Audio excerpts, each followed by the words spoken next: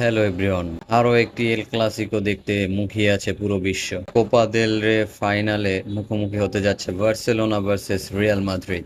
বাংলাদেশ সময় আজ রাত 2টোয় খেলাটি অনুষ্ঠিত হবে। বার্সেলোনার শিবিরে কিছুটা হলেও দুঃসংবাদ কিন্তু রয়েছে। স্ট্রাইকার রবার্ট লেভানদোস্কি তিনি কিন্তু ম্যাচটি খেলতে পারছেন না ইনজুরির কারণে। এক্ষেত্রে ফারান তরেসের কিন্তু শুরুতেই একাদশে দেখার সম্ভাবনা রয়েছে। অন্যদিকে রিয়াল মাদ্রিদের আলাবা এবং কামাভিঙ্গা তারাও কিন্তু ইনজুরির সমস্যায় রয়েছে এবং তাদেরও হয়তো আজকের ম্যাচে দেখা যাবে না। তবে বার্সেলোনার স্কোয়াডে কিন্তু টার স্টেগেন তিনি ব্যাক করেছেন।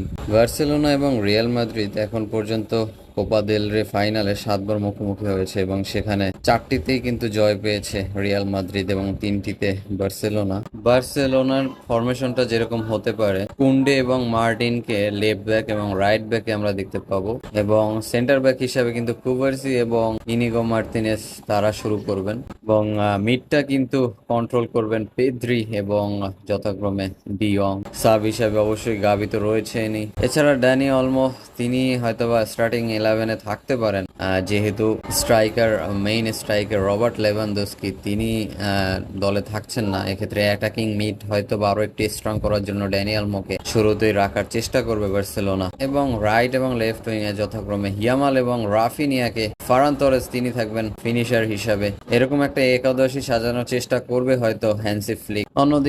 অন্যদিকে রিয়াল মাদ্রিদের ফরমেশনটা যেরকম হতে পারে, গোলকিপার হিসাবে কর্তোয়ার বিকল্প তো কেউ নেই, তিনি স্বাভাবিকভাবে থাকবেন। রাইট এবং লেফট ব্যাকে যতটুকু মনে হচ্ছে ভাস্কো এবং ফারান তারা শুরু করতে পারে, যেহেতু কামাভিঙ্গা তিনি ইনজুর্ডে রয়েছেন, তো ভাস্কোর একটা কিন্তু সুযোগ রয়েছে আজকের একাদশে। এছাড়া সেন্টার ব্যাকে কিন্তু রুদিগারের সাথে আসানসিও থাকার সম্ভাবনা খুবই জোরালো। মিডফিল্ডে সম্ভাবনা রয়েছে চুয়ামিনির সাথে ফেদি কিন্তু আবার রাইট ব্যাকটাও কিন্তু ভালোই সামলাতে পারেন, বাট ডিফেন্সিভ মিডফিল্ডার হিসাবে ফেদিকে নিতে পারে চুয়ামিনির সাথে।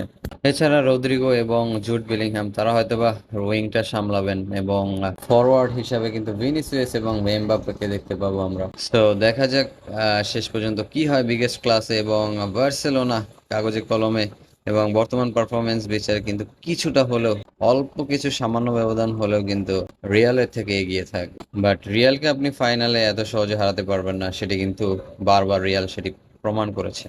সো দেখা যাক শেষ পর্যন্ত কি হয়। আল্লাহ হাফেজ।